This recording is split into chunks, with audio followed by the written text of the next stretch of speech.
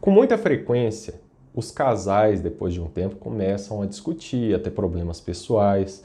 Aquela situação inicial do relacionamento, em que não existia quase divergência, começa a se agravar por problemas pessoais dos mais variados tipos. E às vezes o casal tem ali um filho. Essas situações pessoais entre marido e mulher, mulher e marido, elas não podem refletir nos filhos nas ocasiões em que eles são usados, às vezes até como armas no meio da discussão. Então, por exemplo, chega-se ao extremo em que o casal se divorciou. Aí eles têm um filho, vamos dizer aí de 5 anos de idade. Esse filho mora hoje com a mãe. E a mãe está o tempo todo ali falando que o pai não presta, que o pai é isso, que o pai é aquilo, sempre desqualificando o pai, sempre falando mal dele constantemente. Isso aí é caracterizado alienação parental. E está previsto em lei essa situação. É a Lei 12.318 de 2010. Ela surgiu justamente para evitar esse tipo de circunstância. Então, isso vale para os dois lados. O pai não pode falar mal para a criança da mãe, a mãe não pode falar do pai. E o convívio, por mais que seja dificultoso, às vezes de um casal que se divorciou, ele tem que se manter tranquilo em relação à criança, porque a criança ela é a principal protegida dessa legislação.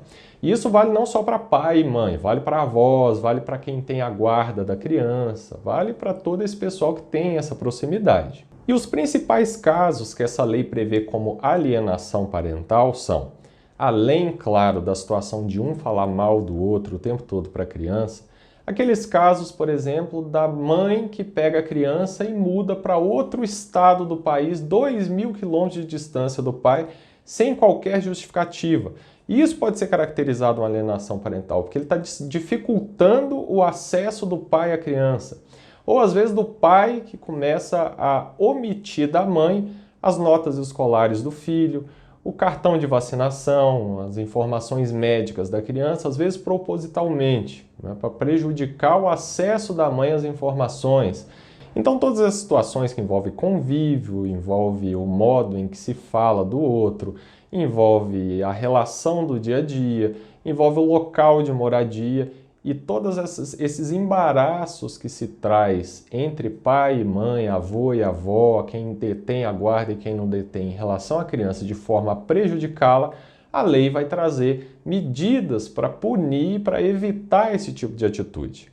E dentre essas medidas, as principais são aplicação de multa, alteração da guarda. Às vezes existe a guarda compartilhada e ela vai ser transferida apenas para um dos pais, justamente porque está acontecendo esse tipo de alienação. Alteração do regime de visitas, alteração até mesmo do local em que a criança mora.